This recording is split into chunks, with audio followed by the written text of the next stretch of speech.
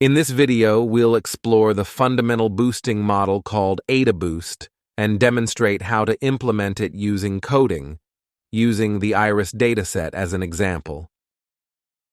Adaboost, short for adaptive boosting, can be applied to both classification and regression tasks. This algorithm sequentially creates new models by assigning greater weight to data points that were misclassified by previous models. Then, it combines the predictions of individual models using a weighted sum to enhance prediction accuracy.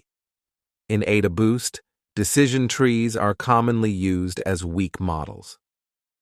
Let's take a brief look at how the Adaboost algorithm works.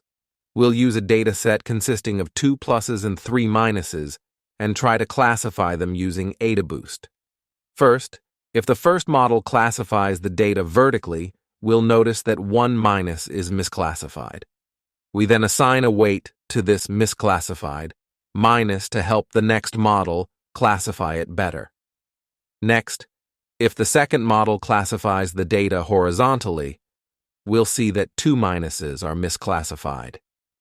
We then assign weights to these 2 misclassified minuses accordingly. Furthermore, when the third model classifies the data vertically, we'll notice that 1 plus classification is incorrect, so we also assign a weight to this misclassified plus. Finally, by combining the predictions of these 3 models, we can make the final prediction. Compared to individual models, this combined prediction is more accurate in classifying pluses and minuses. Now let's take a closer look at how Adaboost works with an example. We'll use the data set consisting of 2 pluses and 3 minuses shown on the previous slide and classify them using Adaboost. Suppose the first model classifies the data vertically, resulting in 2 pluses and 2 minuses being correctly classified, but 1 minus being misclassified as indicated by the red circle. First, we set the initial weights equally. In this example, since there are a total of 5 data points, we set the weight to 0.2 by dividing 1 by 5. Then, because 1 out of 5 points is misclassified, the overall error rate becomes 0.2. Next, we calculate the importance of each weak model, known as the amount of say. This value indicates the contribution of each weak model to the final decision.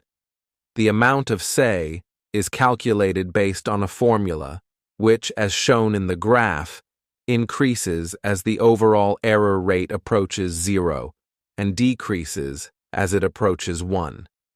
When the error rate is 0.5, the amount of say is 0, meaning that with a 50% error rate, similar to flipping a coin, the importance is 0. As the error rate decreases to 0, indicating higher accuracy, the importance increases. In this case, when the error rate is 0.2, the amount of say is calculated to be 0.69. Next, we update the weights using the amount of say. We update the weights according to this formula, as shown here. In this equation, correctly classified instances receive a minus sign, while incorrectly classified instances receive a plus sign. In this example, correctly classified instances have a weight of 0.1, while incorrectly classified instances have a weight of 0.4. This means that the weight decreases for correctly classified instances and increases for incorrectly classified instances. Therefore, although the weights were initially set to 0.2 for all data points, we increase the weight of misclassified data to 0.4 to allow the next model to learn better from them. After adjusting the weights, we normalize the total sum of weights to 1. Subsequently, we repeat the same process to update the weights. This slide illustrates the process of updating weights based on 3 weak models. The yellow highlighted sections represent the data points misclassified by each weak model. As mentioned earlier, the weights of misclassified data points by the first model increased from 0.2 to 0.5.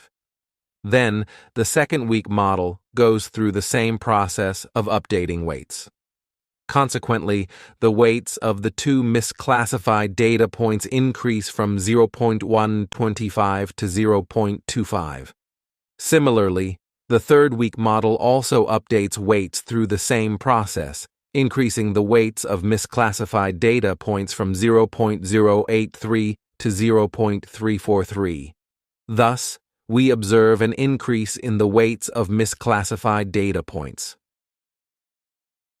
Finally, we combine the predictions of each weak model to make the final decision. As explained earlier, when we calculate the importance of each weak model, namely the amount of say, we obtain values of 0.69 for the first weak model, 0.55 for the second, and 0.12 for the third. After multiplying each model's amount of say by their respective predictions and summing them up, we have 3 parts with positive values and 3 parts with negative values. Based on this, we can classify the data into pluses and minuses. Ultimately, this classification is completed, showing a significant improvement in classification performance compared to individual models. This slide shows the screen for coding the Adaboost model. You can find the Jupyter Notebook file on GitHub and download it to run it directly. Similar to previous AI models, we first import necessary libraries such as NumPy, Pandas, and TrainTest Split. Then, we load the Excel dataset. After assigning X and Y variables, we split the data into training and testing datasets with an 80-20 ratio. To build the Adaboost model, we first import the Adaboost library. As mentioned in previous files, if you encounter an error indicating that the library is missing, you can install it using the pip install command. Additionally, since we'll be using decision trees as weak models in Adaboost, we also import the decision tree library. After importing the libraries, we define the decision tree as the algorithm to be used for training and provide hyperparameters such as n-estimators and learning rate. Here, n-estimators refers to the number of weak models to be generated. Then, we train the model using the X-training and Y-training data and evaluate its accuracy. The results show 100% accuracy on the training data and 96.7% accuracy on the testing data. Finally, we use a for loop to create a simple coding to check whether the actual species matches the predicted species. As shown on this slide, it displays true if the prediction matches the actual species and false if it doesn't.